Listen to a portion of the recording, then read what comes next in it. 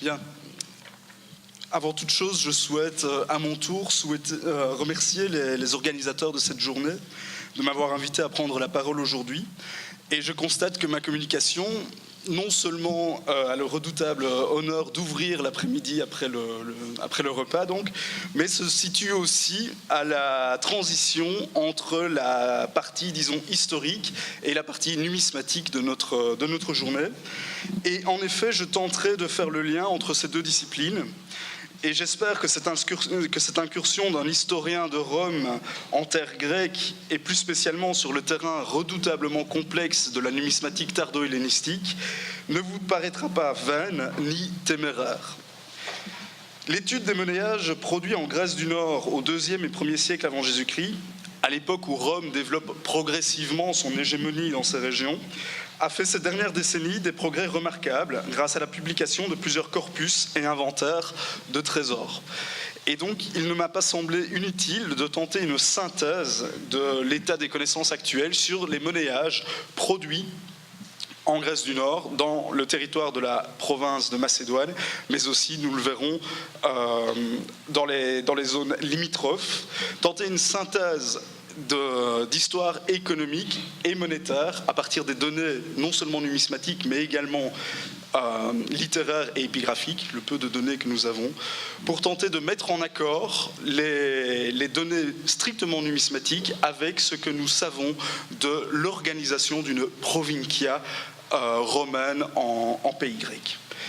Le premier monnayage qui va nous intéresser ici consiste en un ensemble très abondant d'émissions de tétradrachmes qui présentent au droit la tête d'Artémis sur un bouclier macédonien et au revers une massue dans une couronne de chêne accompagnée de la légende Macedonon Protes. Cette légende identifie ce monnayage, ou est censée l'identifier du moins, comme frappé par la première mairis de Macédoine. Un nombre beaucoup plus réduit d'émissions présentent des types similaires avec la légende Macédonon de Taras qui renvoie à la deuxième des Méridas. Les auteurs anciens nous renseignent sur la création de 4 districts, en latin regiones, une création qui aurait eu lieu en 167 lors du règlement du statut de la Macédoine par Paul Émile. En réalité, il a été récemment établi que la division de la Macédoine en districts, probablement déjà appelées Méridas, remonte à l'époque de Philippe II et d'Alexandre, et que ces régions administratives jouaient déjà un rôle politique et financier à l'époque de Philippe V. Les études modernes se sont généralement accordées à situer ce monnayage entre 168-167 et la création, un terme que je mettrai entre guillemets, j'y reviendrai, la création de la province de Macédoine en 148. Ce monnayage a été récemment étudié en profondeur par Ilya Prokopov, qui a publié en 2012 les résultats de son travail de longue haleine sur le monnayage en argent des Méridas de Macédoine. Cette étude offre en particulier un inventaire impressionnant des trésors contenant ces monnaies. Et cet inventaire, précisément, permet d'en renouveler notre connaissance. Une des innovations de cet ouvrage concerne la datation du début des émissions des Méridas. Dans une étude de 2009, Sofia Kremidi avait avancé des arguments convaincants en faveur d'un début de la frappe des 10 drachmes de la première mairis avant 168, plus précisément dans les dernières années du règne de Philippe V ou tout au début de celui de Persée. Et à sa suite, donc, Ilya Prokopov s'est risqué à proposer que 3 émissions supplémentaires pourraient avoir été frappées dès avant 168. D'abord les tétradrachmes de la seconde mairis, ensuite une des versions des monnaies de bronze au type de Zeus et de la massue de la 4e mairis, enfin certaines des plus anciennes émissions de tétradrachmes de la première. Mais cette discussion sur la datation effective du début de ces frappes ne modifie pas le tableau de façon significative, puisque l'impressionnante quantité de tétradrachmes de la première mairis, pour laquelle on a dénombré quelques 165 à 170 coins de droit, a été frappée pour l'essentiel après Pydna. En ce qui concerne la fin des frappes, rien n'est clair. La seule chose, puisqu'il semble que l'on puisse faire descendre la frappe de ces monnaies jusqu'au 1er siècle avant Jésus-Christ, mais Ilya Prokopov, en conclusion de son ouvrage, conclut à un non-liquet sur ce point-là. Une chose est sûre en revanche, c'est qu'à quelques rares exceptions près, les trésors monétaires qui contiennent ces tétradrachmes ont été retrouvés non pas sur le territoire de la province de Macédoine, mais en Thrace, dans les territoires de la Bulgarie et de la Roumanie actuelle. Il en va de même en ce qui concerne un autre grand monnayage très abondant de la période, les tétradrachmes au nom des Thasiens, un monnayage qui domine littéralement la production monétaire de la deuxième moitié du IIe siècle en Grèce du Nord. Leur étude et leur classement ont également été effectués par Prokopov, qui a réparti les 1861 séries qu'il a identifiées en deux grands ensembles.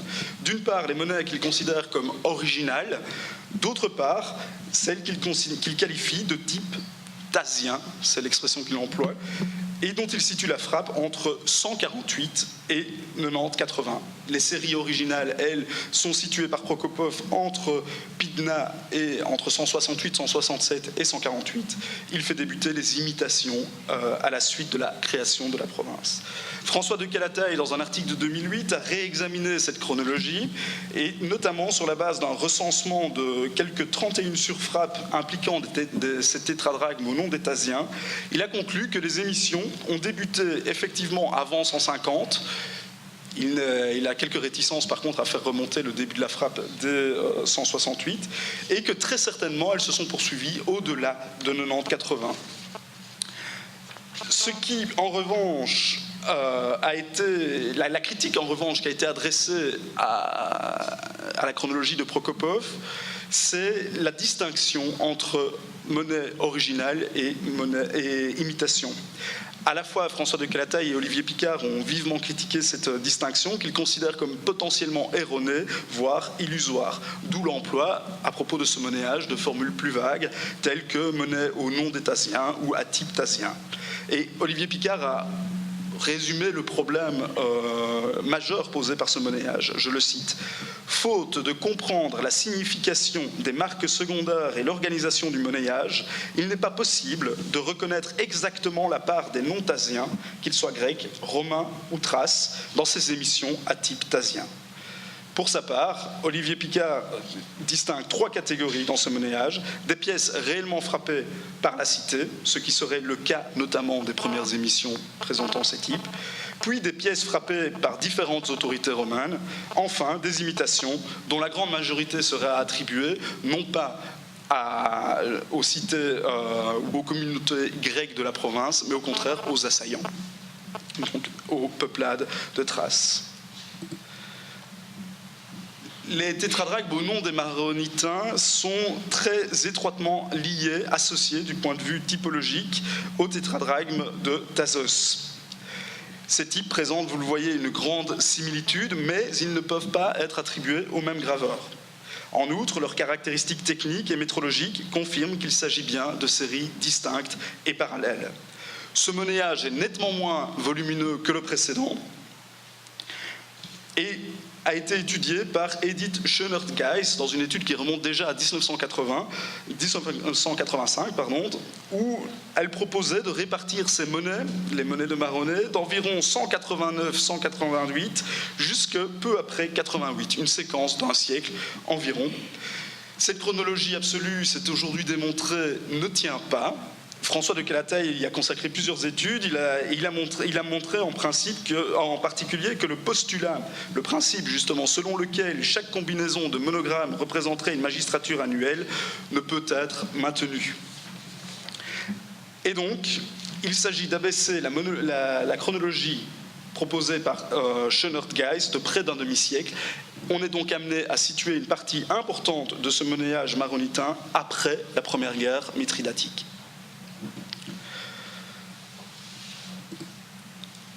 Venons-en à présent au premier monnayage frappé en Macédoine, qui contient une référence explicite au pouvoir romain. Il s'agit d'émissions de bronze signées par les questeurs Caius Publilius et Lucius Fulcinius. Une des caractéristiques les plus intéressantes de ce monnayage est sans doute le type du droit, puisqu'on y voit la tête de Roma telle qu'elle nous est familière sur les deniers romains. Depuis l'article que Mackay a consacré à ces émissions en 1968, elles ont été très souvent datées des années qui suivent la bataille de Pydna. Mais récemment, Theodoros Kourempanas a défendu une date plus basse, postérieure à 148, l'année donc qui marque le début de la présence annuelle du commandement romain en Macédoine. Et une année que pour cette raison l'on retient comme la date de création de la province. Je reviendrai plus tard sur cette chronologie basse qui est en réalité la seule acceptable du point de vue historique et institutionnel. Au monnayage de ces deux questeurs ont succédé... J'étais un peu vite. Au monnayage de ces deux questeurs ont succédé d'autres émissions de bronze frappées par Pella, Amphipolis et Thessalonique, les capitales donc des trois premières Méridas. Et ce monnayage a également fait l'objet d'une étude de Theodoros Kourempanas. L'un des rares types partagés par les trois cités est celui, à nouveau, de la tête casquée de Rome, au droit, repris, bien évidemment, du monnayage des questeurs que vous avez ici à l'écran. Ce type, donc la tête casquée de Roma, appartient en outre aux premières émissions de ces cités. Une autre des premières séries, frappée par Thessalonique, indique la 34e année d'une ère. Une ère qu'il faut sans doute identifier à l'ère de la province de Macédoine, entamée en 148 pour commémorer la victoire de Metellus sur Andronicus. On peut ainsi dater cette émission de l'année 115. Il est donc pratiquement assuré que la frappe des émissions de bronze de Thessalonique, Pella et Amphipolis n'a pas pu débuter avant 148. La production de ces monnayages, qui circulaient tous les trois dans l'ensemble du territoire macédonien, se prolonge elle aussi jusqu'au milieu du 1er siècle environ. C'est dans les dernières années du IIe siècle qu'il faut sans doute situer le début de la frappe d'une émission de tétradrachmes, donc à nouveau un monnayage d'argent, présentant une iconographie presque identique à celle des tétradrachmes des Méridas, excepté l'ajout, vous le voyez au revers, l'ajout d'une main tenant un rameau d'olivier au-dessus de la massue. Ce monnayage se distingue par contre du monnayage des Méridas par la légende. L'ethnique macédonone n'est plus suivi de l'adjectif ordinal protas ou deuteras. Il est précédé de l'abréviation latine leg pour legatus, très vraisemblablement legatus pro quaestore. Les témoignages d'un trésor de Macédoine découvert en 81 permettent de préciser la datation de ces monnaies.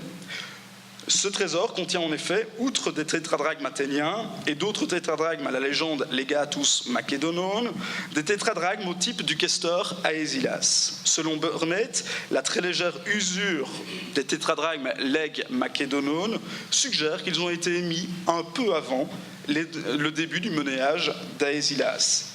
Or, les Aésilas qui sont contenus dans ce trésor southwest macédonien, ces Aésilas font partie des premières émissions de ce groupe. On peut donc retenir pratiquement que le monnayage du questeur Aésilas a succédé directement au monnayage legatus macédonone. Voici ces fameux Aésilas qui ont fait un exemplaire de ces fameux Aésilas qui ont fait couler beaucoup d'encre, car ils sont à bien des égards énigmatiques. Les études parallèles que lui ont consacrées François de Calataï et Robert Boslow ont permis d'établir enfin des repères fixes concernant son classement et sa chronologie absolue. Ce monnayage doit être réparti entre la fin des années 90 et la frappe se prolonge jusqu'aux années 70. En ce qui concerne la zone de circulation, à nouveau, les Aésilas apparaissent dans des trésors découverts dans les territoires non seulement de Macédoine, mais aussi, surtout, de Thrace. Une des caractéristiques les plus énigmatiques de ce monnayage est le maintien, pendant près de 2 décennies, donc, du nom d'Aésilas, lequel n'est en outre pas connu par ailleurs. Boslow avait proposé la seule explication qui semble possible en l'état actuel de la documentation. Soucieuses de la bonne circulation du monnayage, les autorités émettrices n'auraient pas voulu ou n'auraient pas pu modifier des types qui étaient devenus familiers aux utilisateurs de la monnaie. Un autre fait intriguant est l'ajout sur une seule émission du nom d'un sura legatus pro quaestore. On peut l'identifier à Quintus Braetius Sura, légat de Caius Sentius Saturninus, qui a gouverné la province de Macédoine vers 93-87, et ce Sura est bien connu par ailleurs par la documentation littéraire et épigraphique. Plus difficile à identifier, en revanche, est le magistrat qui se dissimule derrière l'inscription Kai PR, donc Kai Praetor, un nom qui apparaît sur une série d'Aésilas, Et le classement de Boslo exclut d'identifier ce personnage au Lucius Iulius Caesar consul en 90, mais autorise à la rigueur le rapprochement avec Lucius Iulius Caesar consul en 64, pour lequel, cependant, nous ne connaissons aucun gouvernement en Macédoine. Enfin, dans les années 70, le denier commence à circuler en Macédoine et dans le nord de la Grèce. Dans les premiers trésors où il apparaît, il est accompagné de tétradrachmes du questeur Aezilas. Il apparaît donc de façon évidente que le denier, la monnaie d'argent de Rome, succède au tétradrachme comme monnayage d'argent dans la province de Macédoine. Une trentaine d'années auparavant, qu'il ne circule de façon significative dans les autres régions du monde grec. Au terme de ce rapide tour d'horizon, on ne peut être que frappé par un paradoxe concernant la circulation de l'argent. Nous sommes en présence de divers monnayages, parfois très abondants, qui n'ont pratiquement pas circulé en Macédoine, mais que l'on retrouve en proportion impressionnante en Thrace, principalement dans le nord et le nord-ouest, pour les tétradrachmes, à la légende Macédonon Protas. Pour les monnayages au nom des Macédoniens, des Thasiens et des Maronitains, tout indique que le type s'est assez tôt figé et qu'ils n'ont pas été émis par les autorités civiques dont ils portent le nom. Ces deux caractéristiques, pour le moins paradoxales, ont donné lieu aux interprétations les plus diverses, mais qui ont toutes en commun de faire intervenir Rome comme instigatrice, plus ou moins directe ou lointaine, de cette production monétaire. Il faut ici, à présent, rendre compte brièvement des interprétations qui ont été données récemment par les numismates, qui sont désormais les meilleurs spécialistes de certains de ces monnayages, à savoir Robert Boslo pour les Aezilas et Prokopov pour le monnayage de Thasos et d'Aezilas. Boslo, observant l'orientation vers le nord de la circulation des tétradrachmes au type du questeur Aezilas, a émis l'hypothèse que ce monnayage représentait un tribut payé au peuplat de Thrace qui les aurait enterrés aussitôt. Pour reprendre les termes de Boslo, les Romains auraient simplement acheté la coopération dont ils avaient besoin. Outre qu'elle n'est en rien suggérée par tout ce que nous connaissons sur les usages romains en matière d'administration provinciale, cette hypothèse nous forcerait à admettre que les Romains se seraient obstinés dans une stratégie dont le moins que l'on puisse dire est qu'elle était peu rentable. Les quelques informations dont nous disposons sur l'histoire de la province à la fin du IIe siècle, et on les a rappelées ce matin à plusieurs reprises, les quelques informations que l'on possède, justement, concernent des guerres incessantes, souvent difficiles, contre les tribus thraces. Faut-il dès lors admettre que, non comptant des incursions et des guerres répétées, les autorités romaines auraient en outre spontanément payé un tribut à ses ennemis de toujours ? Voilà pour l'interprétation de Boslo que, à la suite d'Olivier Picard, on peut sans doute rejeter dans une note de bas de page. Passons à présent à celle similaire, mais un peu plus développée, que propose Prokopov pour rendre compte de la circulation des tétradrachmes atyptasiens et des tétradrachmes de la première Mérice.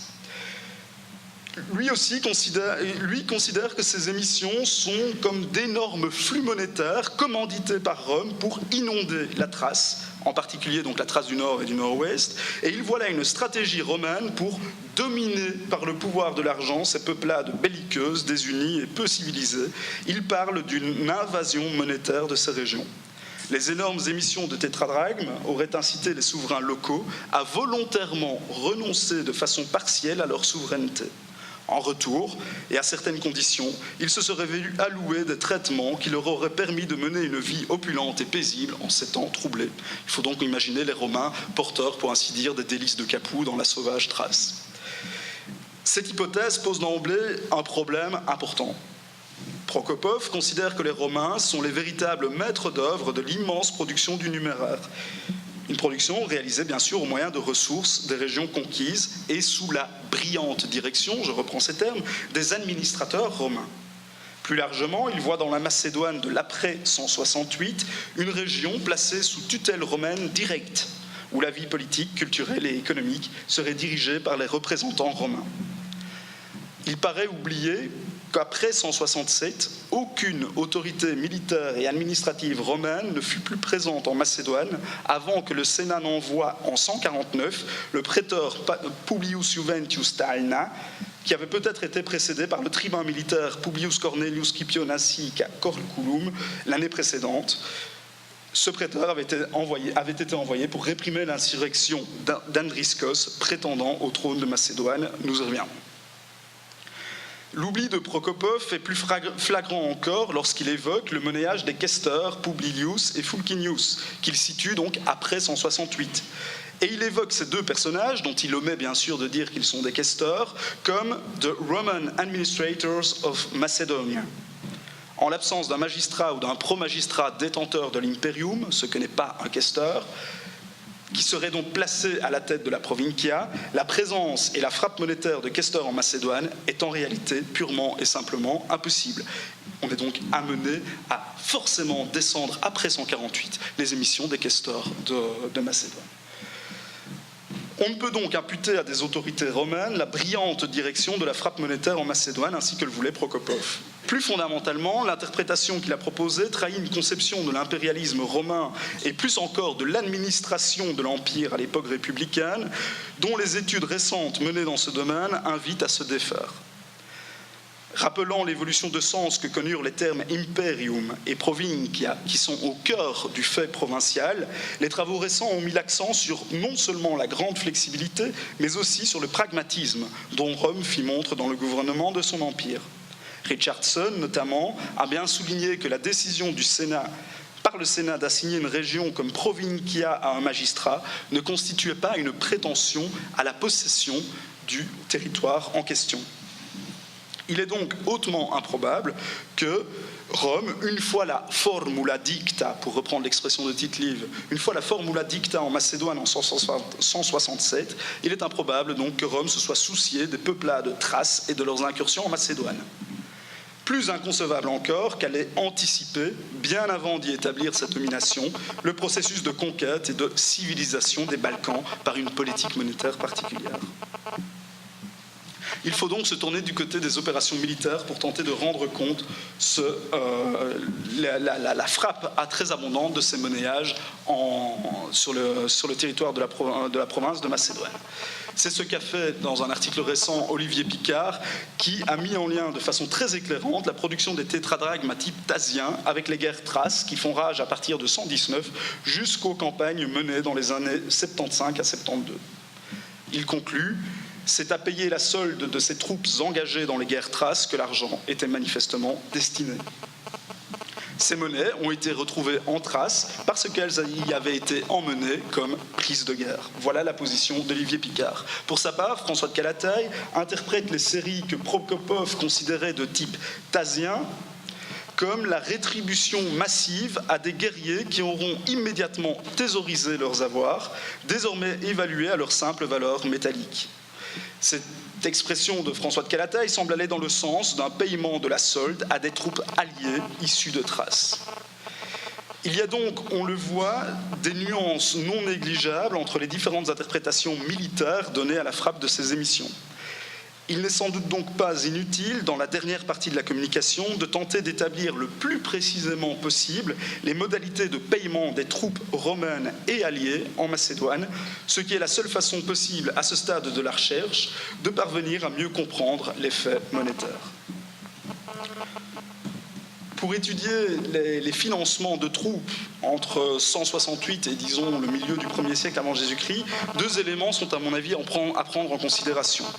D'une part, il faut tenir compte de la distinction entre monnayages signés par des magistrats romains et les monnayages qui ne présentent pas de référence explicite au commandement de Rome. Ces émissions étaient-elles destinées aux mêmes troupes ? Deuxième point, il ne faut pas oublier que de 167 à 150-149, j'y ai déjà insisté, il n'y a pas de Romains en Macédoine, pas de provincia. On ne peut donc tout ramener directement à Rome durant cette période. On le sait, en 167, Paul Émile, secondé par la commission de 10 legati envoyée par le Sénat, proclame le nouveau statut de la Macédoine et dans ce statut, une clause particulière dit qu'un tribut annuel égal à la moitié de celui qu'il versait au roi sera donc réclamé aux Macédoniens. Si l'on peut lui prêter foi, Plutarque nous livre même le montant exact de ce tribut, puisqu'il nous apprend que les Macédoniens devaient payer 100 talents aux Romains, soit la moitié de ce qu'ils versaient à leur roi. Autre dépense à imputer au budget de la Macédoine dans cette période, donc des Méridas indépendantes, la défense de la Macédoine contre les invasions thraces qui, nous le savons, continuaient à faire rage. Cela aussi a été prévu par le règlement de la Macédoine, puisqu'il était permicite, donc polémil permicite ut praesidia armata infinibus extremis aberrent.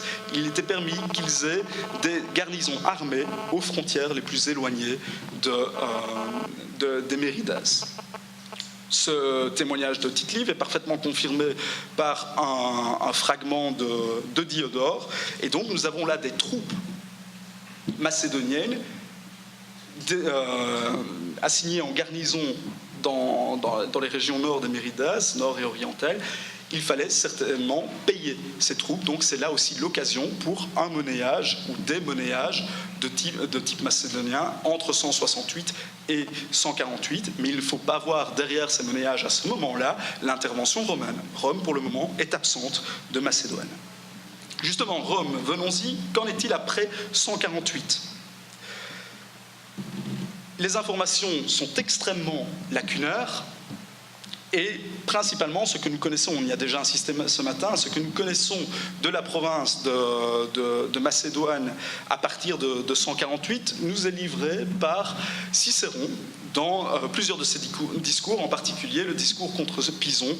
Pison, donc ce gouverneur de la province de Macédoine entre 157 et 55, qui, c'est une grande chance pour nous, était consul l'année où Cicéron a été exilé. Vous imaginez que l'orateur avait, comme on dit, une dent contre ce personnage. Il s'est donc littéralement déchaîné contre Pison dans plusieurs discours, où il évoque forcément, de façon très détaillée, la situation en Macédoine. Ces documents sont néanmoins difficiles à interpréter, puisque on doit soupçonner l'orateur évidemment de manier l'hyperbole pour accabler son adversaire. Néanmoins, un passage où il critique la gestion malhonnête des finances par Pison.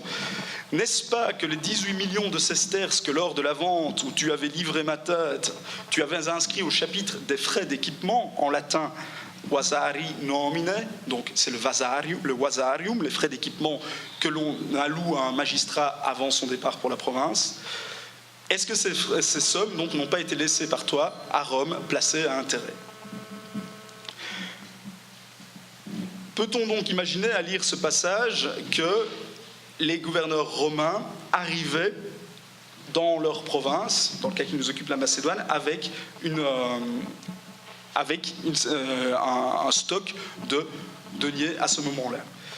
Cette vision des choses pourrait expliquer la découverte récente de 3 drachmes au nom d'un certain roi Philippe, toutes 3 surfrappées, l'une sur une drachme de la Ligue thessalienne, les 2 autres sur des deniers de Caius Terentius Lucanus. Le seul candidat valable pour ce roi Philippe à cette époque est Andriscos, un individu qui se disait fils du roi persé et qui, dès lors, prétendait au trône de Macédoine. C'est cette insurrection qui a donné lieu à la 3e et dernière guerre de Macédoine. Et donc nous voyons que si cette monnaie est authentique, son authenticité a été mise en question, François de Calataï est partisan de l'authenticité, et en discutant avec lui, j'ai donc admis, pour le moment au moins à titre d'hypothèse de départ, l'authenticité de cette monnaie. Que faisons-nous avec ce drachme surfrappé, manifestement, sur un denier ? Ne pourrait-on pas y voir une partie du stock amené par un magistrat monétaire au moment où il prend la tête de sa province, et tout comme le magistrat romain sans doute aurait recyclé la monnaie romaine qu'il avait pour en faire de la monnaie apte à circuler dans sa province, de la même manière, ce roi Philippe aurait surfrappé le denier romain. Je ne m'étendrai pas davantage sur cette question qui est controversée, puisque, je le rappelle, l'authenticité de ce drachme est encore sujet à discussion. Le discours contre Pison nous informe aussi sur forcément la levée du stipendium, de la solde. Et là, de façon intéressante, Cicéron reproche à Pison que pendant son gouvernorat, la solde de la troupe ait été, pendant toutes ces années, payée par les cités dans des bureaux ouverts officiellement. Mensis palam propositis. Que penses-tu de cela, Pison, etc. De nouveau, nous sommes dans le registre de l'invective, mais ne peut-on pas considérer qu'en des circonstances exceptionnelles ou plus ou moins légales, un gouverneur de Macédoine pouvait, par l'âme, ouvertement, faire payer la solde à ses soldats par les cités, a civitatibus. Donc là, nous aurions de nouveau, pour traduire cela en termes de politique monétaire, nous aurions des émissions locales, des émissions type en pratique au type des Thasiens, des Maronitains, des Mérides, frappées non pas directement par les Romains, mais par des Grecs, mais effectivement, tout cela dans une économie fonctionnant désormais sous coupe romaine. Enfin, dernière information précieuse que nous possédons sur les modalités de l'administration financière de l'armée romaine en Macédoine, l'inscription de l'été, datée de 119 avant Jésus-Christ. La date est assurée puisqu'elle nous est donnée par une année de l'ère de Macédoine, où on apprend qu'un questeur, un certain Marcus Annius, à la suite du décès du proconsul, du prétor, Sextus Pompeius, décédé face à une invasion de Galate, c'est ce que dit le texte, qu'il avait pris la tête de ses troupes, il était donc placé à la tête de troupes, et qu'il avait repoussé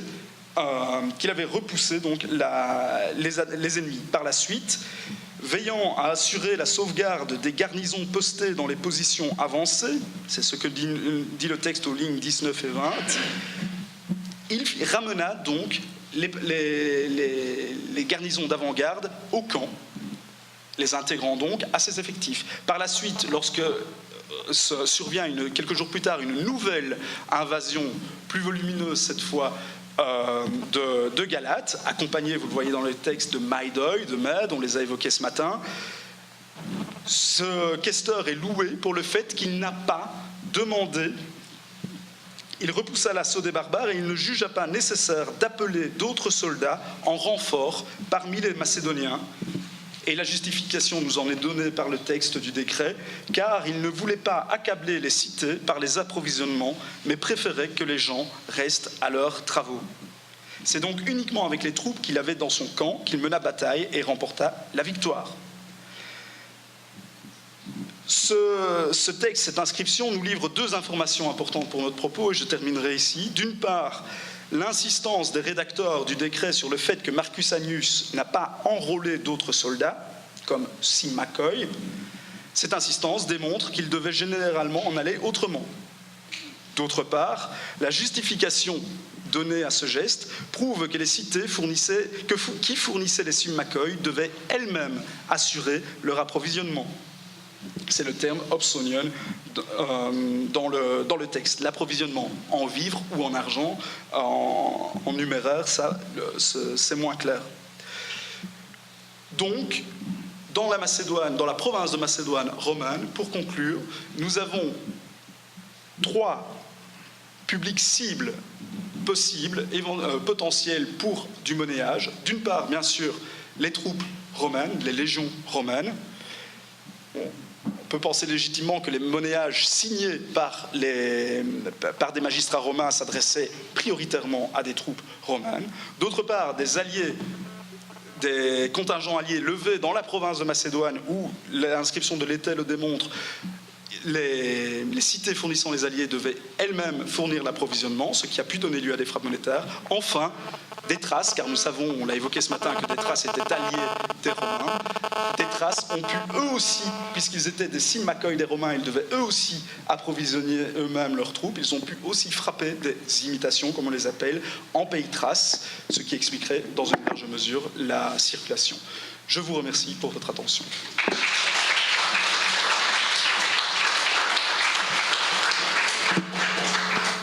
C'est nous que vous remercions pour cette belle conférence.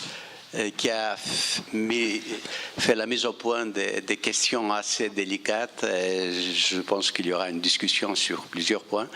Et j'appelle maintenant à la tribune M. Pierre Madry et Sofia Cremidi pour la conférence avec le titre « Monnaie impériale et monnayage local en Macédoine ».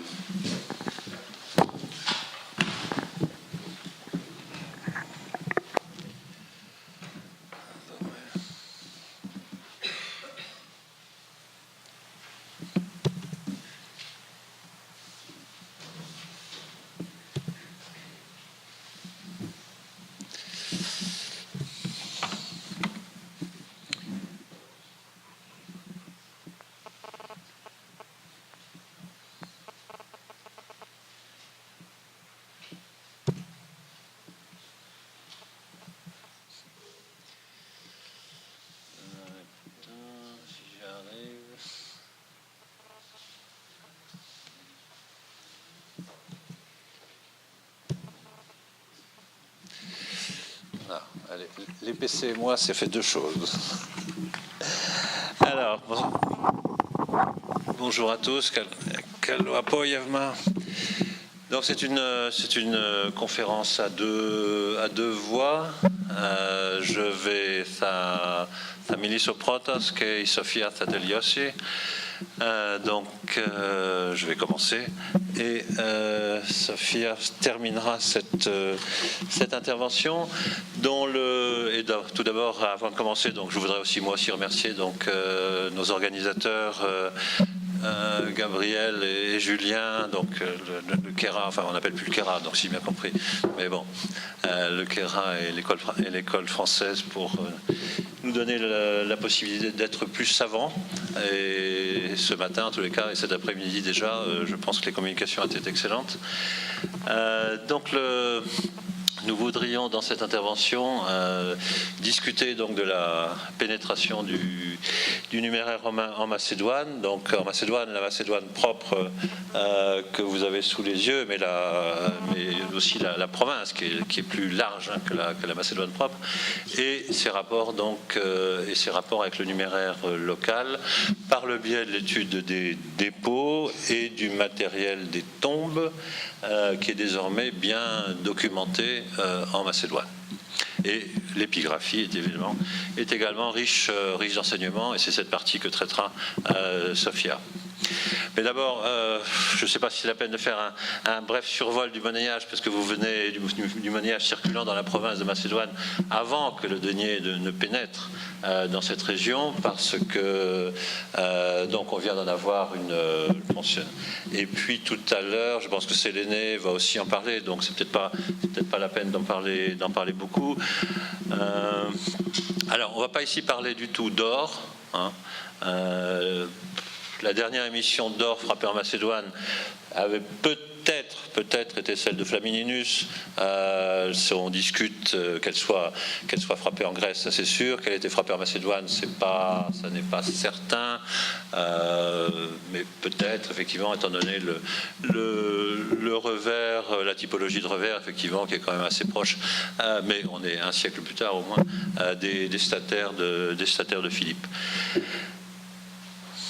Il est aussi possible que certaines émissions triumvirales aient été frappées en Macédoine, en particulier celle de Brutus et Cassius, mais en tous les cas, à notre connaissance, aucun dépôt d'or romain n'est connu en Macédoine, contrairement par exemple à l'Achaïe, où vous avez au moins ce très beau trésor trouvé à Patras et publié par Yannis Toratsoglou il y a maintenant quelques décennies.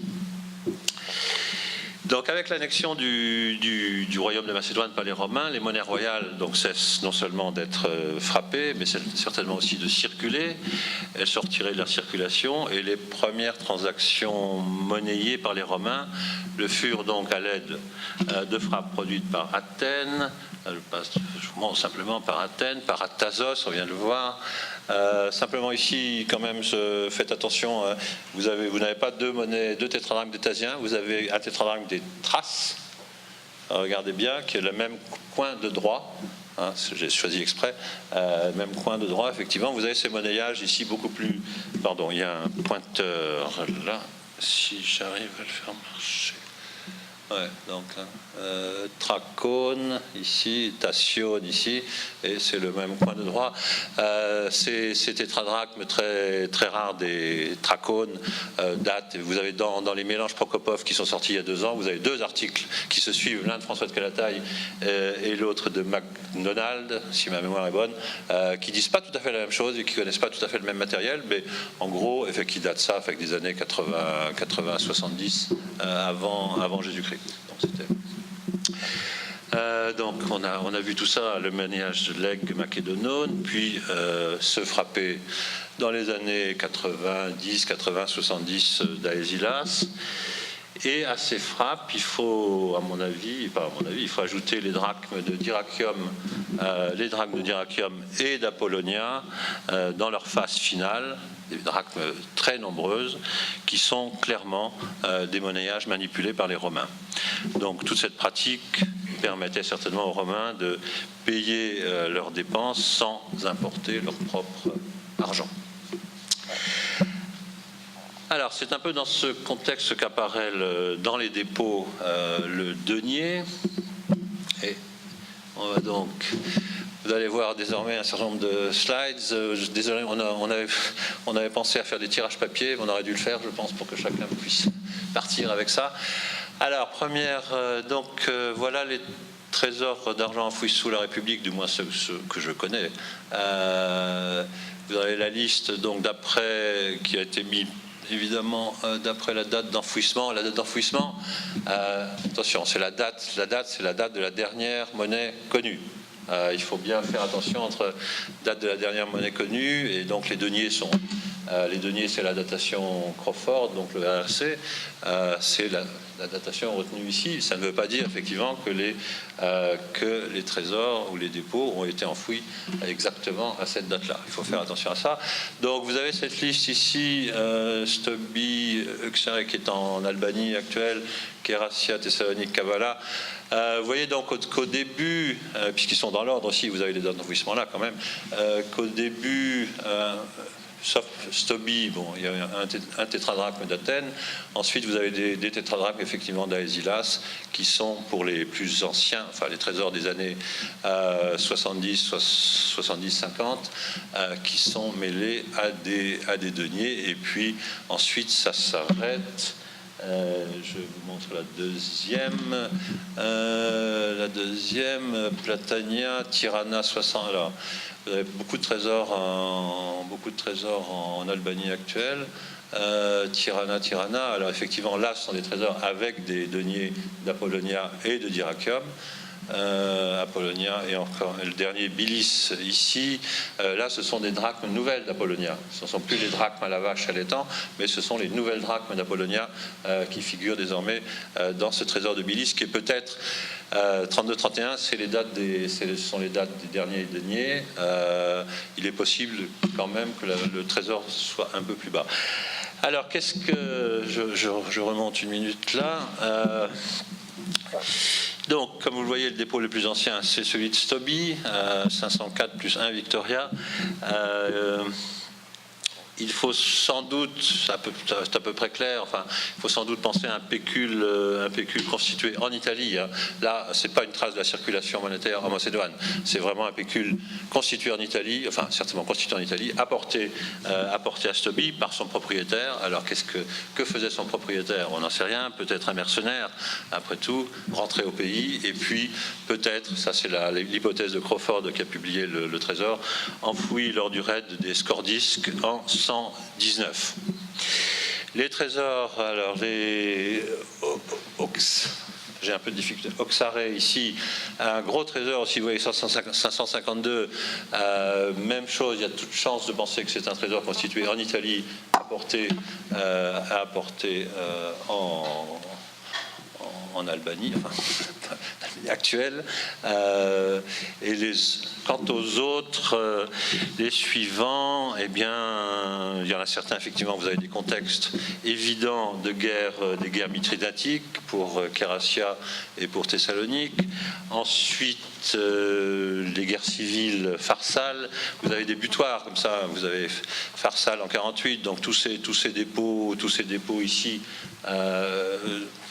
49, 48, 48.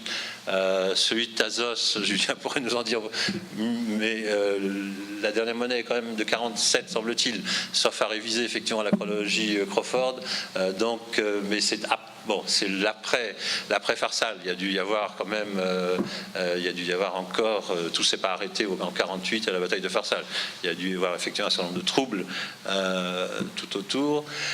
Ensuite, une autre vague bute sur Philippe. Apollonia, peut-être pas, mais Thrace 62 et Pétresse. Alors Pétresse 98, ça c'est évident. Pétresse cachée au moment de la destruction donc de la cité. Alors Pétresse qui est peut-être la cité de Kélion, donc détruite en 42. Et effectivement là il y a une date évidente pour ça. Vous avez d'autres trésors, Macédoine 77, circa 35, Bilice, donc contexte d'Axiom certainement, si c'est bien 32. Je passe au trésor d'argent enfoui sous l'Empire. Là, vous en avez très peu, on en a très peu. Je vais redire un mot du trésor de Gotche Delchef, qui est une nouveauté pour, je pense, une nouveauté pour vous. Sinon, les autres sont connus, Xeria, Kitchevo, Thessalonique. Kitchevo et Salonique 1122 sont certainement à mettre en relation avec les raids des Kostobok en 170. Les autres, on ne peut pas mettre tous les trésors en relation avec des raids. Il y a des choses qui sont enfouies pour des raisons que l'on ne connaît pas. Et donc, il faut bien reconnaître que l'on n'a pas d'explication pour cet enfouissement. Je reviens à Gotse Delchef que nous pouvons mettre là grâce à Evgeny Paonov qui nous a donné cette information et qui va publier le trésor. Vous voyez sa composition. Ah non, vous ne voyez pas sa composition. Pardon. Ça, c'est un des trésors de Paonov. Vous en verrez un deuxième tout à l'heure. Excusez-moi. Mais c'est grâce à Paonov, effectivement, que nous avons ces informations. Donc cette liste est assez courte et il faut noter que la composition de certains trésors peut être douteuse, comme celui de Salonique 1976 ou Kavala 1963. Ce sont des trésors dits de commerce et quand vous avez des chiffres ronds comme ça, vous pouvez être sûr que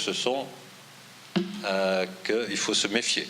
Ça, ce sont vraiment des lots pour des experts professionnels. Vous avez 500, vous en avez 100, on traite par lot de 100, de 500, de 1000, enfin selon la quantité. Donc là, les informations, il faut se méfier de Salonique 76, de Kavala. Macédoine 1980 n'est pas très bien connu non plus. Et de même Macédoine 77. C'est un chiffre 46, c'est pas un chiffre rond, mais ça vient du commerce et ça pourrait être un peu plus tard. Enfin, souvent, effectivement, vous avez des ensembles qui arrivent dans le commerce, mais les pièces les plus belles ont été retirées, les plus récentes donc, ont été retirées pour être vendues individuellement et on vend le reste, on vend ce qui reste après, en un lot. Donc, parfois, effectivement, ça peut être un trésor plus tardif. Les monnaies de site, elles, les deniers isolés. Alors, non, on va rester là une minute. Les deniers isolés sont rarement trouvés en fouille, et bien entendu, on manque d'inventaire de sites pour la Macédoine. À Apollonia, Pressa Gandjekai et Olivier Picard notent pour la République la présence de 6 deniers, un quinaire et une demi-once. Je ne sais pas très bien ce que c'est qu'une demi-once, mais c'est pas très grave, qui va de 133 à 49, et 3 deniers impériaux, Auguste, Claude et Antonin, ainsi qu'un sistophore de Claude de la province d'Asie. S'il est vraiment trouvé en fouille, ce que j'imagine, c'est une vraie rareté, puisque les cystophores ne sont pas censés sortir de les provinces dans lesquelles ils ont été émis. Dans un travail inédit de Lila Pavlopoulou sur la circulation monétaire à Dium, au temps d'Auguste, on note la présence de 10 deniers et 2 quinaires républicains, dont l'arc chronologique va de 126 à 46, et Dium a également fourni pour le moment un denier de Trajan publié dans les murailles, mais on attend évidemment un travail qui est en train de se faire sur le reste des monnaies trouvées à Dium entre Auguste et le 4e, 5e siècle, j'imagine. On attend avec impatience la publication des monnaies de fouilles de Thasos, car il y a une mention ancienne d'Olivier Picard, donc dans Walker, The Greek Renaissance, qui est vieille, qui parle de 28 monnaies allant d'Auguste à Septime Sévère. C'est peu explicite, il ne distingue pas l'argent du bronze, et je pense que c'est un chiffre complètement caduc à l'heure actuelle. Donc là, on ne va pas insister beaucoup plus sur les monnaies de Scythe, et passer au monnayage de bronze avec les monnayage de bronze. Donc si le denier circule et est thésaurisé, cela ne semble pas être le cas du monnayage impérial en bronze. Aucun dépôt de sesterces de Dupont-Dily ou As n'est connu en Macédoine. Une situation qui la différencie des provinces balkaniques, mais également de l'Achaïe et de la Crète, où de tels dépôts se rencontrent assez fréquemment. La raison, pour moi, en est sans doute la vitalité des ateliers locaux. Et c'est pour ça que je vous ai fait ces 2 slides qui vous montrent les ateliers, donc tous les ateliers qui fonctionnent donc en Macédoine. J'ai juste, Julien, désolé, j'ai oublié Thasos. Mais Thasos ne commence que sous Adrien, et il a vraiment il a les quelques coins. Bon, bref, il n'apporte, mais je l'ai oublié. Donc, mais vous voyez quand même qu'il y a vous voyez tous ces ateliers. Donc, la première slide va de 40 de César, disons de la mort de César à Auguste jusqu'à Domitien là. Vous voyez, et pour le 2e siècle, vous voyez qu'il y a une forte production des ateliers locaux. Donc tout ce qui est en rouge, effectivement, c'est la période de production. Si on compare ça simplement à l'Achaïe, voilà l'Achaïe, donc là d'Auguste à Adrien, les croix, c'est les trucs de production. Et en Achaïe, qu'est-ce qu'on a? On a un atelier Corinthe, un atelier pour le 1er siècle Corinthe, quelques Patras un peu, Sparte au début, mais pas grand-chose. Il y a une renaissance sous Adrien, et au 2e siècle, Corinthe continue. Patras, Sparte pour les. Enfin, vous voyez qu'il y a beaucoup moins, à mon avis, il y a beaucoup moins. Évidemment, il faudrait. En plus de ça, il faudrait mettre des chiffres de production. On commence à en avoir un petit peu. Le nombre de coins, il y a quand même maintenant beaucoup d'études de corpus qui ont été réalisées. Et il faudrait rajouter, on fera ça pour la publication finale, rajouter des chiffres de production pour les ateliers qu'on connaît, et on verra ça. Alors, les dépôts de bronze donc, que l'on connaît, eh bien les voilà pour la Macédoine. Il y en a 4. C'est celui de Dolna Ribnitsa, sur lequel, effectivement, qui est nouveau, qui est complètement inédit et qui va être publié par. Et donc vous voyez que c'est un petit trésor, un petit dépôt, parce qu'il n'y a pas beaucoup de monnaie. Voilà, total 19. Il est sous Adrien. C'est un monnaie de bon, avec quand même les romaines. Alors il y a 6 monnaies de Rome et il y a des deniers là. C'est un trésor un peu mixte. Le grand intérêt, je crois, de ce trésor, c'est, vous voyez cette colonne ici, Héraclès Cintique. Et dans ce trésor, je reviens ensuite à Dium. Dans ce trésor, il y a quelques pièces, 2 pièces. De ce monnayage qui était connu à 1 ou 2 exemplaires jusqu'à maintenant, et qui était daté de façon vague. Et là, effectivement, je pense que Paonov a raison de dater ça de l'époque de Trajan. Voilà un monnayage Trajan ou voilà un monnayage, effectivement. Les pièces sont en excellent état et il y a toute chance, effectivement, qu'il ait raison et qu'il faille dater ce monnayage d'Héraclès antique de l'époque impériale et même, effectivement, du IIe siècle, début du IIe siècle. Alors, je reviens à Dium, les trésors de Dium. Donc, je pense qu'on ne va pas y passer beaucoup de temps parce que vous les connaissez bien. Ils sont importants. Antonin. Si on les considère comme un seul trésor de Dium, je passe rapidement. Voilà comment ils sont constitués avec une part absolument prépondérante du monnayage local de Dium. Vous avez ensuite le koinon des Thessaloniens, le koinon des Macédoniens, Thessalonique, et ensuite, vous voyez, Rome n'est que là-bas avec 18 exemplaires.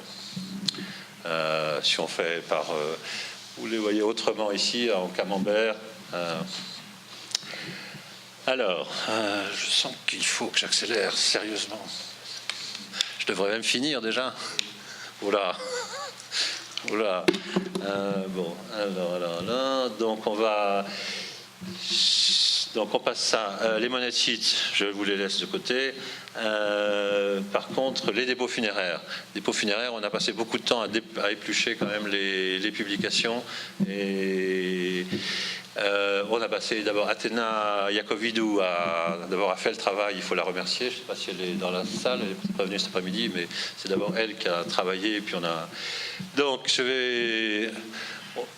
Le premier, on s'est d'abord beaucoup regardé Nea Cardilia, Cérès, parce que la publication, les tombes ont produit un nombre assez phénoménal de monnaies. Donc vous avez les numéros des tombes, vous avez la composition vous avez les ateliers, Rome avec distinction entre. Donc alors je vous passe tout ça pour arriver à la fin, peut-être au total. Le total, mais on n'a peut-être pas tout. Je pense qu'on a quand même bien vu. Donc voilà le total, effectivement, 340 monnaies dans ces différentes tombes, dont 182 d'Amphipolis, 56 de Philippe. 72 qui sont Incarta, 56 de Philippe, et Rome, bien 12, dont 5 deniers. Voilà, si on peut le voir autrement, avec ce camembert ici, donc Amphipolis ici, Philippe là, les Incarta sont là, et Rome est là. Et dans un deuxième, et je finis presque, dans un deuxième, les autres dépôts funéraires en Macédoine, là on les ai mis d'ouest en est de Philippe. Donc vous avez les listes Philippe avec les tombes, Philippe, Lithocori, Kavala, etc. Et vous voyez que le monnayage local, effectivement, on est à Philippe, il y a des monnaies de Philippe. On se déplace un peu. Voilà, Thessalonique va prendre le relais, etc., etc. Sévastie, Pella. Et là, le total du reste est un peu différent. 126, 18 monnaies de Rome. Et voilà ce que ça donne ici. Donc c'est un panorama qui est très incomplet et qui montre toutefois que la pénétration de la monnaie romaine, qu'elle soit d'argent, toutefois la pénétration de la monnaie romaine, qu'elle soit d'argent ou de bronze, celle de bronze ne semble vraiment, ceci dit, ne semble vraiment irriguer les circuits monétaires qu'à partir du IIe siècle après Jésus-Christ, et cette vision semble confortée par les témoignages épigraphiques. Et je passe la parole à ma petite camarade.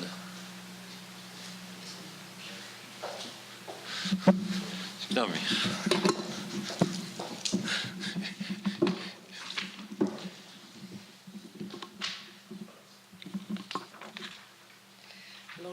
Excusez-nous, on a un peu dépassé le temps. Je vais essayer d'être un peu courte. Alors, on va parler très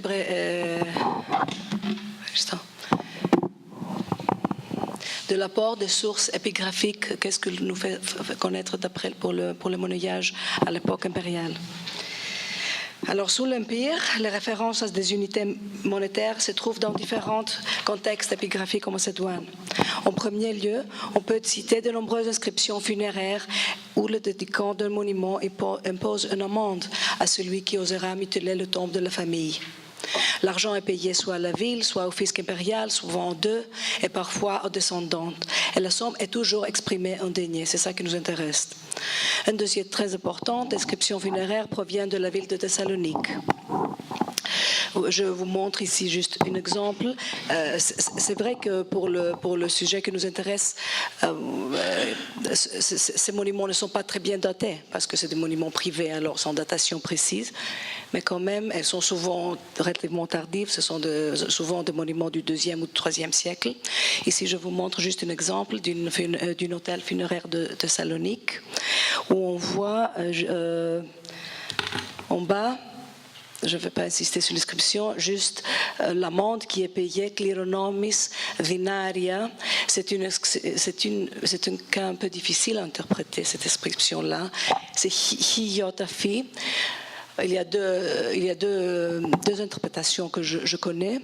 L'une dit que c'est hilia pendakosa,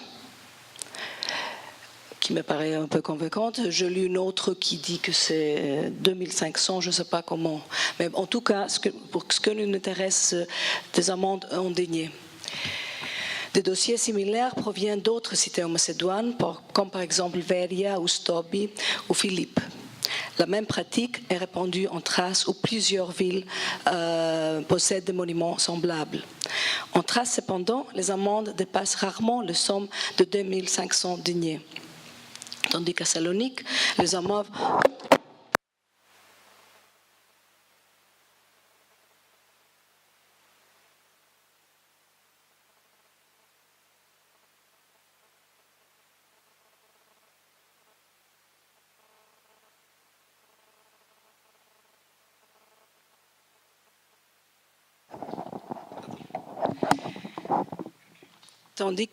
Salonique, les amendes peuvent compter de centaines de milliers de deniers. Un cas à part est celui d'un sarcophage trouvé à Salonique, appartenant à Primitiva, une citoyenne de Philippe, sur laquelle est gravée une inscription en latin.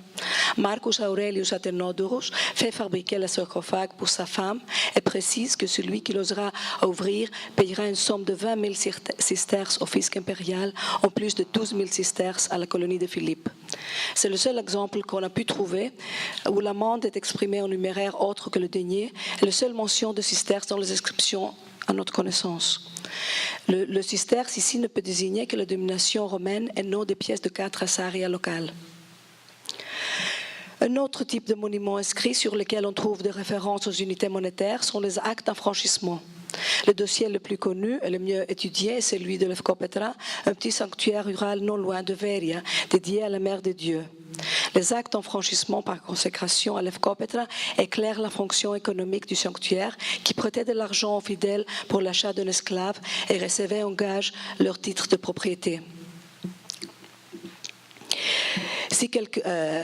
Dans le cas où le redevable n'était pas en position de payer ses dettes, l'esclave était consacré au sanctuaire. Si quelqu'un mettait en doute l'appartenance de l'esclave au sanctuaire, il devrait payer une amende. Et les amendes les plus basses étaient de 1000 deniers. Leur montant a augmenté avec l'inflation du IIIe siècle. L'acte le plus ancien qui mentionne une amende en deniers qui est daté remonte des années 171 ou 172. Voilà une inscription de Lefkopetra. Les inscriptions les plus anciennes quand même qui font référence aux deniers proviennent de Stubera. Stubera était situé sur la route qui reliait Stobi à Iréclès du Lunguest dans le valais de Rigon en Deriopos. Les listes de Thèbes figurent sur des inscriptions du gymnase et dans certains cas, le prix de l'huile vendue par les gymnasiarches à la ville est aussi mentionné. D'après l'inscription la plus ancienne, datée entre 41 et 48, une cotyle, après Jésus-Christ, une cotyle d'huile était vendue pour 3 deniers. L'inscription de 74-75 après Jésus-Christ nous informe que le gymnasiarque avait vendu l'huile pour distribution à la ville à 7 assaria luxestes, tandis que dans le commerce son prix était de 12. Comme oxestes équivalait à 2 cotyles, on peut calculer que dans les années 40, la valeur de l'huile était à 48 assaria le cotyle, tandis qu'elle était plus que 14 assaria plus tard. Le prix très élevé des années 40 doit être lié à des conditions exceptionnelles. Dans ce dossier, 2 aspects doivent être soulignés. D'abord, la mention de transactions en deniers astibéra dans les années 40, qui est pour le moment la première référence épigraphique au numéraire romain en Macédoine. Il faut cependant tenir compte du fait que les textes épigraphiques du 1er siècle avant Jésus-Christ ou du 1er siècle après sont beaucoup plus rares que les textes postérieurs. De plus, le dossier épigraphique de Stubera nous offre une des rares références au monnayage de bronze en termes d'assaria. L'assarion était en même temps le mot grec pour l'as romain et le nom de la domination de bronze locale. L'équivalence entre les deux est un sujet assez controversé, mais il semble possible qu'un assarion local avait la valeur d'un as romain, au moins dans la région limitée de sa circulation. Auquel de deux fait référence notre texte? Probablement au numéraire de bronze local, comme nous le fait penser la circulation monétaire de cette époque en Macédoine. On a très peu de monnayage de bronze impérial. La seule autre référence à des monnaies de bronze qu'on a pu repérer dans le dossier épigraphique de la Macédoine se retrouve dans le décret de proconsul Lucus Memmius Rufus envers la ville de Veria. On a discuté pour ce matin, c'était présenté ce texte. Alors je crois que je ne vais pas insister, mais juste c'est pour dire que les sommes contribuées pour le gymnase par les donateurs sont exprimées en deniers, tandis que l'intérêt du capital qui servira pour le paiement de l'huile est exprimé en assaria. On a le capital en argent et l'intérêt en bronze. Ça, on trouve souvent dans les inscriptions. Les sources épigraphiques alors attestent la domination du monnayage romain en argent pendant les 2 premiers siècles de l'Empire, avec de fréquentes références aux deniers. Les références en bronze, au contraire, sont rarissimes. La pénurie de textes pour la fin de la période hellénistique, entre la chute de la monarchie antigonide et l'Actium, nous empêche de comprendre le degré de pénétration du monnayage romain pendant cette période, qui, d'après la circulation monétaire, n'était pas négligeable. Les derniers textes qui font référence au drachme datent du milieu du IIe siècle avant Jésus-Christ, comme par exemple la fameuse loi gymnasiarque de Veria. Les dior Thomas d'Auguste en Thessalie, qui règle le taux de change entre les statères thessaliens et les deniers, confirme qu'à cette époque, le denier devenait le monnayage dominant. La circulation de monnayage attique en Macédoine, que nous avons beaucoup vu, pendant la basse époque hellénistique, a certainement beaucoup facilité le passage au denier. Les deux dénominations en argent, drachmatique et denier romain, avaient pratiquement le même poids, 4,2 la drachme, 3,92 le denier, et pouvaient s'échanger à parité avec un avantage pour le denier qui était un peu plus léger. En Macédoine, il n'y a pas eu besoin d'un règlement comme en Thessalie, où l'équivalence entre le statère et génétique et le denier était moins évident. La domination alors du denier à partir de l'époque d'Auguste est en accord avec des données de la circulation monétaire et les trésors qui montrent que les différents monnayages locaux d'argent circulent jusqu'à la fin du 1er siècle avant Jésus-Christ. Et je crois que je vais m'arrêter là. Merci beaucoup.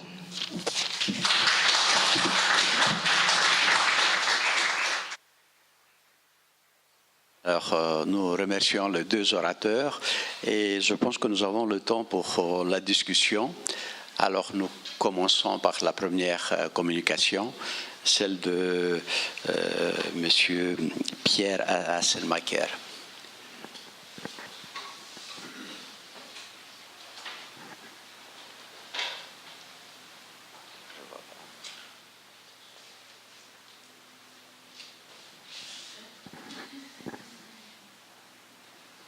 Alors,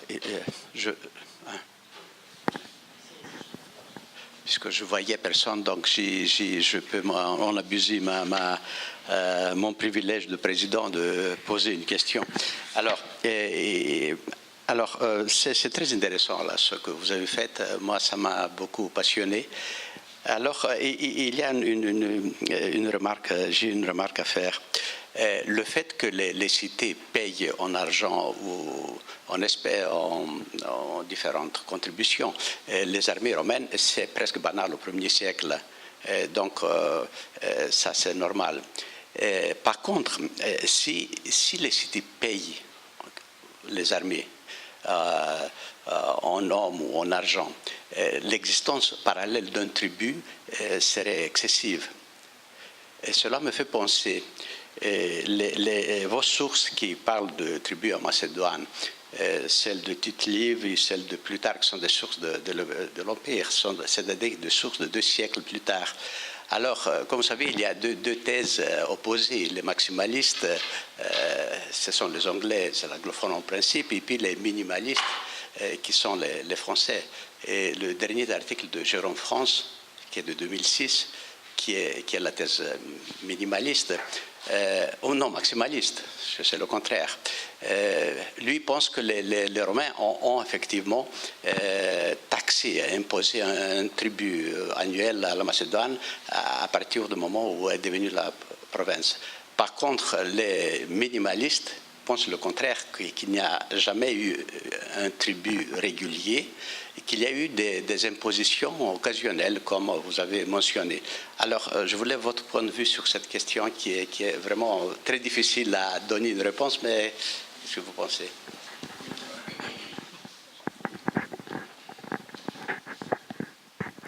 Oui, effectivement, donc c'est tout le problème. Peut-on donner foi à des textes de plusieurs, en l'occurrence un siècle et demi postérieur? Il y aurait un argument plaidant en faveur disons, de la fiabilité de Tite-Live, c'est justement le fait que, très vraisemblablement, que Diodore, lui aussi, a connaissance du tribut.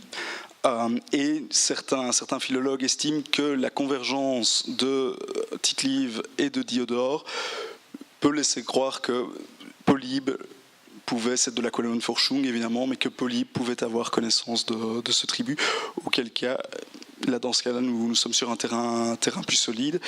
Par contre, en ce qui concerne Plutarque, là, effectivement, d'ailleurs j'ai dit moi-même que si on peut donner foi à Plutarque, qu'il nous donne le montant, parce que nous n'avons pas de montant chez Tite-Live, nous en avons un chez Plutarque, on se demande un peu d'où ça sort. Maintenant, quant à la thèse maximaliste, enfin l'opposition de 2 thèses maximalistes, minimalistes, là je crois que l'instauration du tribut, la question serait plutôt: a-t-on encore exigé le tribut à partir du moment où il y avait des troupes romaines chaque année en Macédoine, à savoir la création, disons, d'une provincia, parce que le tribut peut s'expliquer très bien entre 167 et 149, au moment où il n'y a pas de troupes romaines, pas d'administration romaine en Macédoine. Dans ce cas-là, ça veut dire pas de levée de troupes non plus, donc le tributum n'est pas excessif, entre guillemets. À partir de 148, on peut reposer la question, et d'ailleurs je crois que la question est débattue, effectivement. Certains estiment qu'on peut accepter le tribut jusqu'à 148 et puis pas après. Moi j'ai tendance à penser que les Romains auraient pu maintenir leur tribut tout en faisant des levées ponctuelles, d'où la reconnaissance d'ailleurs de la communauté de Léthé vis-à-vis de Marcus Annius, qui n'a pas réclamé de troupes. Voilà ce que je répondrai.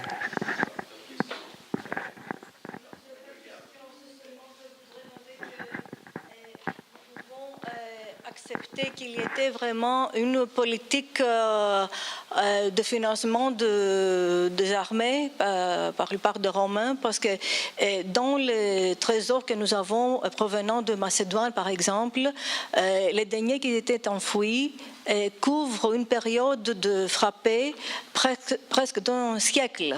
Ça veut dire que les Romains, non seulement ils ne frappaient pas de monnaie peut-être pour le financement des armées, mais ils utilisaient bien sûr leur propre monnaie pour donner aux armées. Alors ce n'est pas seulement les tribus, c'était encore le financement des armées par le Sénat et par l'État romain.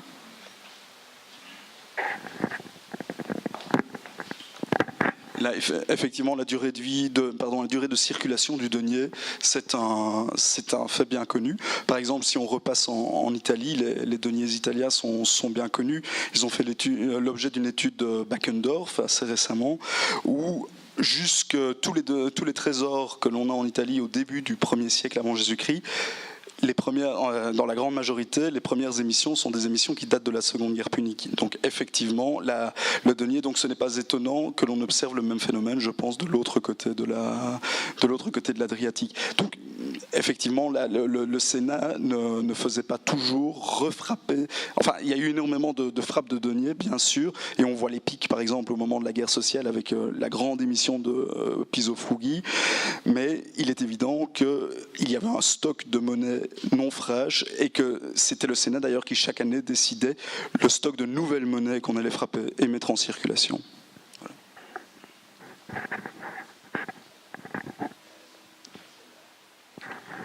Je trouve l'idée très fascinante que la police paye pour les auxiliaires.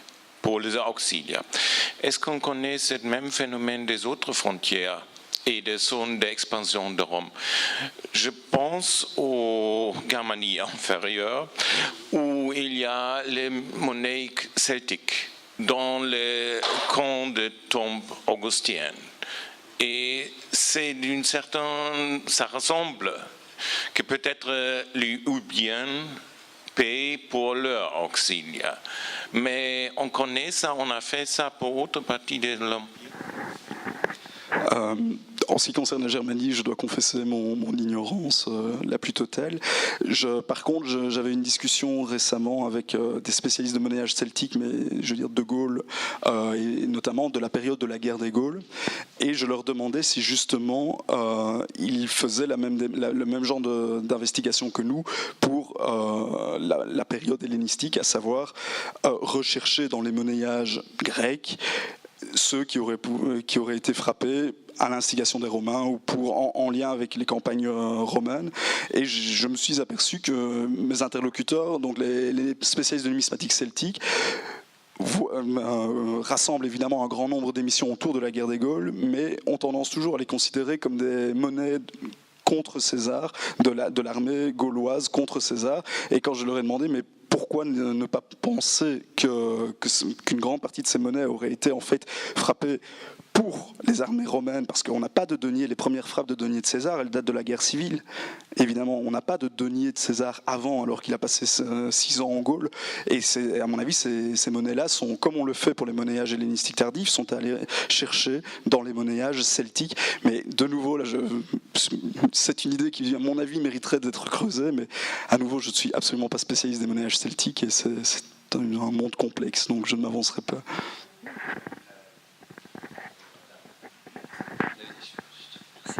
Oui, merci beaucoup. C'était une très intéressante communication. Je trouvais très convaincante. Je voudrais seulement ajouter que je crois que c'était une pratique qui existait déjà. Je ne crois pas que c'est les Romains qui ont inventé cette pratique de financer leur guerre, par exemple, par les villes. Je crois que c'était les Antigonides qui le faisaient ça avant aussi. C'est certain pour les guérissons dans les villes. Là, je crois qu'il n'y a aucun doute que pour les garnisons, c'est sûr pour les garnisons, mais peut-être aussi pour d'autres expéditions, peut-être que le monnayage d'Istier était utilisé par les Antigonides aussi pour financer quelques guerres. Alors, c'était peut-être pas une innovation. Merci. Je suis tout à fait d'accord. Donc, je crois que là, on ne peut pas créditer les Romains d'une grande innovation en la matière. Il faut d'ailleurs préciser que ce système-là que j'ai décrit à partir de maigres sources grecques existe en Italie. Polybe nous le dit au livre 6, où les Socii, on leur fixe un lieu où les contingents de Socii doivent se rendre, et ils ont avec eux leur payeur. C'est ce que Polybe n'utilise pas le terme tamias, mais il utilise le mot ne me revient plus. Ils ont avec eux leur magistrat monétaire qui gère la solde des alliés. Donc ils n'ont fait en fait que de transposer un système qui effectivement est très logique, parce que dans le fait de réquisitionner des alliés, il n'y a pas seulement les hommes, il y a l'entretien de ces hommes, et c'est ça qui coûte le plus cher. Et la première préoccupation, je pense, ou la deuxième directement après les questions de stratégie pour un impérator, pour un chef de guerre, c'est comment payer ses troupes. Ça, voilà.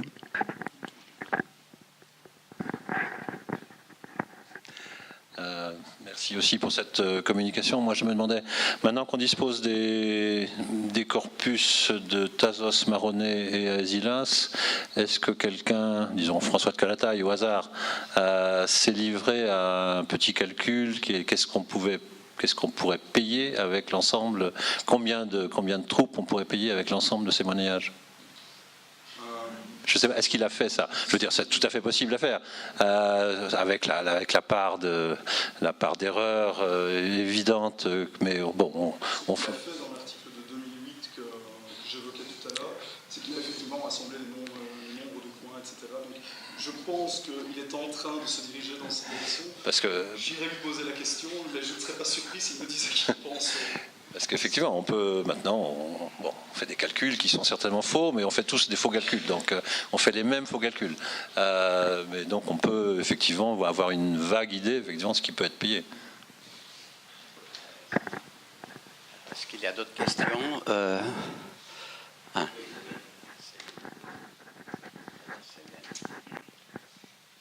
Ce n'est pas une question. Et je voudrais moi aussi vous féliciter de cette très intéressante communication. Et pour ma part, je dois dire que cette idée de financement de guerre trace remonte à la publication des inscriptions de la trace EGN, où nous avons écrit que peut-être cette monnaie, ce n'était pas du tout le commerce comme on le pensait tout le monde, mais ceci avait affaire avec les guerres mithridatiques et avec les guerres traces. Puis moi, je développais cette théorie dans mon livre sur les monnaies de fouilles de Maroney, qui est apparu en automne 2008. Et il faut le dire que quand on voit, comme Sophie elle a dit, il y a d'autres monnayages. Le monnayage d'Alexandre III, cette grande série d'Alexandre, peut-être ce n'est pas autre chose que financement des opérations militaires.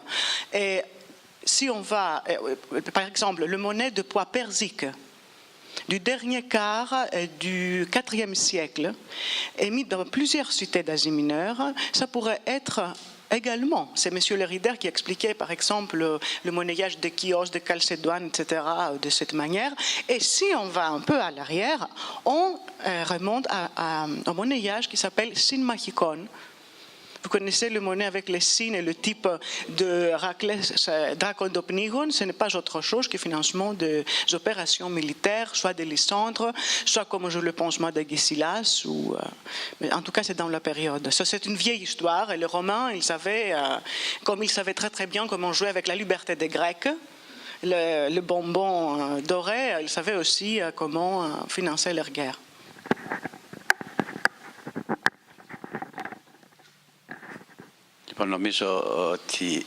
Je pense qu'on doit passer à la seconde conférence, communication, de Pierre Amandry et de Sophie Akremidi. Pierre, pardon.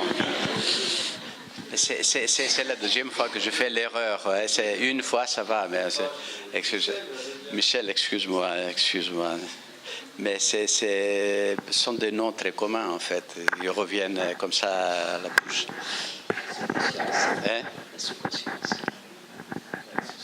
Alors. Oui. C'est moi, je me lève parce que j'aimerais vous poser une question et nous étions voisins. Madame Akremidi, j'aimerais revenir sur la question des amendes funéraires qui sont très fréquemment mentionnées dans les inscriptions dans l'ensemble de l'espace que nous discutons aujourd'hui et aussi en Asie mineure d'ailleurs. Et je crois que c'est peut-être un des éléments aussi que nous pourrions mentionner comme élément de comparaison, de similitude entre l'Asie mineure et ce qu'on voit à Thessalonique. Je crois également à Perrin. Je crois que M. Sayar avait également montré cela, les amendes funéraires. J'aurais une observation et une question. Une observation concernant l'inscription Pilofer 716 que vous aviez montrée, d'une citoyenne de Philippe, effectivement. Alors je sais qu'il y a un grand débat sur cette question. On en a parlé en privé avec M. Rizakis tout à l'heure. Cette inscription en particulier, à mon avis, provient de Philippe, puisque l'amende funéraire doit être payée explicitement à la res publica. Oui, d'accord. Je pense qu'elle était transportée de Philippe pour être employée. Je ne pense pas nécessairement que ça soit le cas de tout le lot. Mais absolument. Mais absolument, tout à fait, oui. Mais pour celle-là en particulier, je crois que Louis Robert avait montré la même chose à propos d'une épitaphe de Thasos, mentionnant une amende qui devait être payée à la cité de Thasos, découverte à Thessalonique. C'est un remploi également. Je crois que là... Oui, tout à fait. Et pour ce qui est de ma question, j'avais été également tout à fait frappé, et je suis très heureux d'avoir entendu de votre part le même sentiment, que les amendes funéraires à Thessalonique mentionnent des montants extrêmement élevés. Beaucoup plus que pour les amendes funéraires, par exemple à Philippe, je ne me souviens plus la moyenne, mais disons à Philippe c'est peut-être 500, 1000 deniers, 2500, tandis qu'à Philippe, à Thessalonique, ça peut atteindre des dizaines de milliers, voire des centaines de milliers, des chiffres absolument extravagants. Et je pense qu'on ne s'attendait pas nécessairement à ce que ces amendes soient payées. D'ailleurs, ça pose le problème très délicat de la juridiction habilitée à pouvoir faire appliquer de telles amendes, d'autant plus que ça coïncide ou ça entre en contradiction ou en concurrence avec la juridiction pénale romaine, puisque la profanation du tombeau passe sous la juridiction pénale du gouverneur. Mais je voulais vous poser la question suivante. Est-ce que cette différence dans les montants qui sont articulés pourrait d'une manière ou d'une autre refléter l'ampleur ou la prospérité de la vie économique, respectivement dans le grand pôle qui est Thessalonique et d'autre part dans des villes d'importance secondaire? Est-ce qu'on a une preuve de l'inflation à Thessalonique ou de la cherté de la vie? Est-ce qu'on peut se fier sur ce genre de données pour reconstituer des parts de la vie économique? Ça m'a frappé aussi. Ça peut pas être une. Je ne sais pas. Il y a de spécialistes pour les amendes, etc. L'impression que j'ai que c'était pas des sommes à payer. J'ai l'impression que c'était des paiements dissuasifs. Alors c'était aussi une sorte de fierté de la part de ceux qui l'écrivaient pour montrer que c'était un tombe très important. Alors si quelqu'un le violait, il devrait payer de sommes immenses. L'autre chose qui est certainement aussi à tenir en compte, c'est la date des inscriptions, parce que ce qui est très clair pour le cas des amendes funéraires et aussi pour les inscriptions de l'Evkopetra, qui ne sont pas des amendes funéraires, mais c'est des amendes d'une autre sorte, et sont très bien datées, les inscriptions de l'Evkopetra. Nous avons une série d'inscriptions avec des dates précises. Et là, on peut suivre exactement comment les amendes augmentent d'après la date. Et là, il n'y a pas de doute que ça, c'est un phénomène qui est relié à l'inflation romaine. Et parce que après, par exemple, le moitié du IIIe siècle, tout d'un coup, nous avons de sommes extraordinaires, de centaines, de milliers. Je crois que quelque part, il y a 2 milliers de deniers. Alors, il faut tenir en compte la chronologie quand on parle de sommes. Mais ça ne peut pas être une coïncidence qu'en Thessalonique, tu as le somme le plus bas, 2500, qu'en Thrace, tu as le somme le plus haut de 2500. Il y a certainement, je crois, là une relation avec oui. Il y a une thèse sur ces amendes, pas encore achevée, bien évidemment pas encore publiée, mais il faut aussi tenir compte de la taille de la cité. C'était beaucoup plus cher d'avoir un tombeau familial à Thessalonique, qui est une ville qui est la capitale de la Provence, ou je ne sais pas quoi, qu'à Philippe ou à Maronnet ou à Abdère, sont des cités de moindre importance. Donc c'est quelque chose qui joue aussi. Mais moi j'ai un problème, c'est vraiment beaucoup d'argent. Mais jusqu'à nos jours, ça coûte très très cher d'utiliser les tombeaux de quelqu'un d'autre. On doit payer une amende très très chère si on veut. Donc je ne sais pas si c'était seulement fictif, si c'était une somme.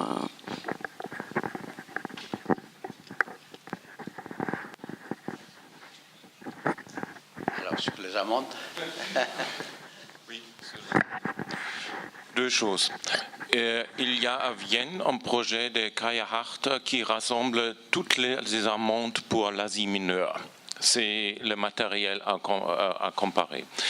Et il y a à Vienne un projet d'un élève de Bernhard Wojtek qui rassemble toutes les sommes dans les inscriptions. C'est quelque chose comparable à vous. Et pour cette... non, pour tout l'Empire. Kaya, c'est seulement pour l'Asie mineure, mais toutes les autres sommes, c'est pour tout l'Empire. C'est un élève de Bernhard Wojtek. Et cette inscription, où est la question, c'est de Philippi ou Thessalonique. Dans cette inscription est mentionné le Caesarianus. Et c'est-à-dire un membre de la famille Césaris. Nous avons cet édit fameux de Tétrarque qui chatouille le Césariani. Et les Césariani sont quelque chose de typique ou pour des États impériaux ou pour des centres administratifs. Et parce qu'on parle dans cette inscription d'un Césarianus, je dis c'est un citoyen de Philippi qui est allé à Thessalonique et a apporté ses habitudes de Philippi. Plaisir. Mais non, mais en fait, moi, c'était pas par rapport à ce texte et à d'autres textes, mais c'est une question à débattre, c'est très, très intéressant. Alors, d'autres questions sur, on laisse tomber les amendes. Moi, je connais notre projet à Gênes sur les amendes fait par des juristes. Donc, il y a plusieurs équipes qui travaillent sur les questions d'amendes. Alors, d'autres questions pour nos deux derniers orateurs? Voilà. J'avais une question à propos des résultats de votre enquête sur les monnaies trouvées dans les tombes, parce que vous avez dû passer très très vite, mais j'aurais voulu que vous en disiez un tout petit peu plus, parce qu'on voit que c'est un très gros travail, qui est notamment sur les monnaies romaines qui y sont trouvées, et leur importance statistique par rapport aux autres. Donc la première enquête à Cérès, donc à côté de Cérès, là où il y a 360, enfin nous peut-être qu'on a raté quelques monnaies, mais enfin pas beaucoup. Sur 360 monnaies, si ma mémoire est bonne, il y a 12 monnaies romaines, dont 6 deniers, je crois. Et les deniers sont souvent, c'est souvent de toute façon 2e siècle. Les pièces romaines sont souvent 2e siècle. Oui, ouais, les bronzes aussi.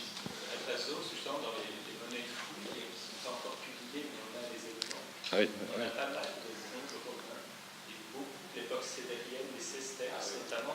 Ah oui, alors là, moi, je me suis arrêté à Commode, on s'est arrêté à Commode. Ça monte beaucoup dans la deuxième moitié. Voilà, ok.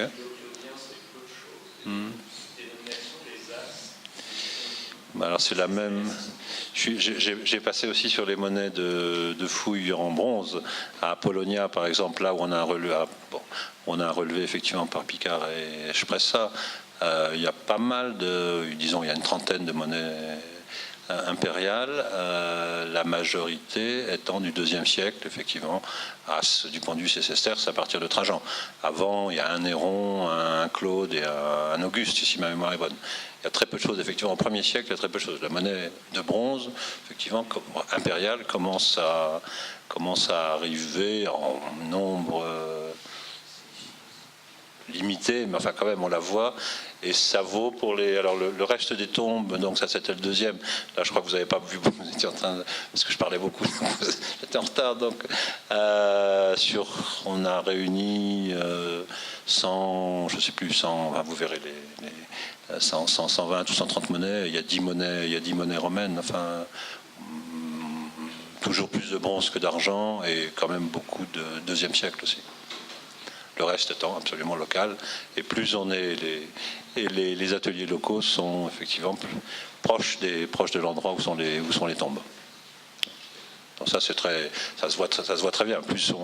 Là, sur la deuxième, plus on bougeait d'ouest en est, enfin plus là, il y avait d'abord l'atelier de Philippe, ensuite Salonique, ensuite Dium. Quand on était dans les tombes à Nea-Servilli, le monnayage était du monnayage de Dium et pas de Philippe ou Salonique. Vraiment, il y a une circulation très très locale.